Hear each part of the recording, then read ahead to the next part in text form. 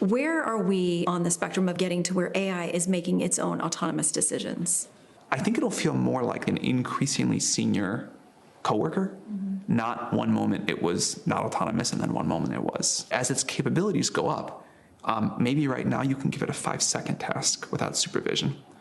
And eventually you give it a 5-minute task and then a 5-hour task and then a 5-day task. And maybe someday it can go do a 5-month task, and that's like a full scientist off exploring something. So you talk about this will enable people to do things they couldn't do, but what about things they shouldn't do?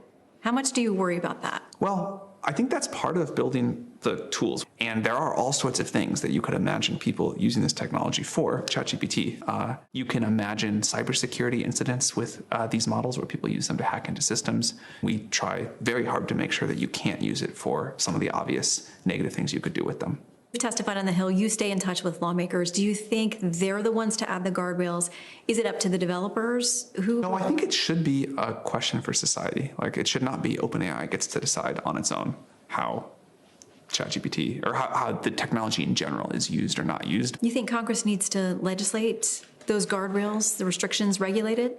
I think, yes, at some point. Incoming Vice President J.D. Vance, he's talked about those who have raised huge concerns, worries about AI is going to kill everybody and take over the human race and replace us. I think a lot of people, they worry about AI becoming sentient, about it making autonomous decisions, about it telling humans you're no longer in charge. I think, is it conscious or not will not be the right question, but it will be like, how complex of a task can it do on its own? What about when the tool gets smarter than we are?